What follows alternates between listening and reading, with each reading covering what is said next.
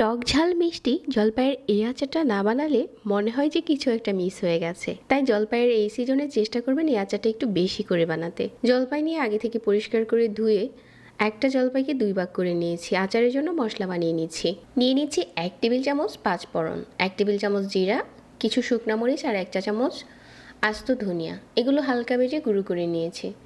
আচারের জন্য চুলায় প্যান বসিয়ে 1 কাপ দিয়ে দিচ্ছি সরিষার তেল, 3টার মতো শুকনো মরিচ, 4-5 কোয়ার মতো রসুন। তেলটা গরম হয়ে যাওয়ার পর এখানে জলপাইয়ের টুকরোগুলো দিয়ে দিচ্ছি।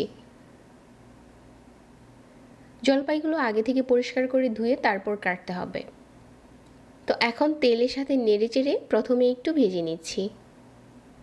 ভেজে নেওয়ার পর এখানে দিয়ে দিচ্ছি গুঁড়া মশলা, 1/2 চা চামচ করে মরিচ, হলুদ আর ধনিয়া। আচারে যে মশলাটা গুঁড়ো করেছিলাম এখন ওইটা থেকে দিয়ে দিচ্ছি, অর্ধেকটার মতো হবে। আর রেগুলার লবণ দিয়ে দিচ্ছি 1 চা চামচ, আর 1 কাপ দিয়ে দিচ্ছি চিনি যার যার স্বাদ অনুযায়ী কম বেশি করতে পারেন। এখন সব কিছু একসাথে করে নেড়েচেড়ে মিশিয়ে নিচ্ছি। চুলার আঁচ কমিয়ে এখন জলপাইগুলোকে ভালো করে কষিয়ে নিচ্ছি। এই সময় চুলার আঁচ বাড়িয়ে দিলে মশলাটা পড়ে যাবে, এজন্য মিডিয়াম আঁচে কষিয়ে নিচ্ছি। 1/4 কাপ দিয়ে দিচ্ছি সিরকাটা দিলে আচারটা বছর জুড়ে ভালো থাকে। তো আবারও সব কিছু নেড়েচেড়ে মিশিয়ে নিচ্ছি।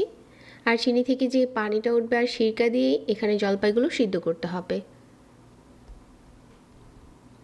এক্সট্রা কোনো রকম পানি দেওয়া যাবে না। যখন ফুটতে শুরু করেছে ওই পর্যায়ে আবারও একটু নেড়েচেড়ে মিশিয়ে নেওয়ার পর ঢাকনা দিয়ে ঢেকে দেব। আর মিডিয়াম আঁচে এই জলপাইগুলোকে ভালো করে সিদ্ধ করে নেব। এখন দিয়ে দিচ্ছি স্বাদ মতো বিট লবণ আর ঢাকনা দিয়ে ঢেকে দিচ্ছি এই 5 মিনিটের জন্য। 5 মিনিটে খুব ভালো করে জলপাইটা সিদ্ধ হয়ে গেছে। এই পর্যায়ে ঢাকনাটাকে সরিয়ে শুধু মাঝারি আঁচে জাল করে যাচ্ছি। বেশ কিছুক্ষণ জাল করে নেওয়ার পর আচারে যে মশলাটা বানিয়েছিলাম উপরে এখন আবারও দিয়ে দিচ্ছি 1 চা চামচের মতো। আর সব কিছু একসাথে করে নেড়েচেড়ে মিশিয়ে আরও কিছুটা টানিয়ে নিচ্ছি। আচারটা আপনি আপনার পছন্দ মতো চাইলে অনেকটা টানিয়ে নিতে পারেন, তবে এই আচারটা একটু জুসি থাকলে বেশি ভালো লাগে। আচারটা দেখতে এখন ঠিক এরকম আছে। এই পর্যায়ে চুলা থেকে নামিয়ে নিচ্ছি। জলপাইটাও খুব ভালো সিদ্ধ হয়েছে আর অনেকটাই টেনে এসেছে। এই আচারটা আপনি একটা কাচের বয়মে ভরে 1 বছরের মতো সংরক্ষণ করতে পারবেন যদি নর্মাল ফ্রিজে রাখেন।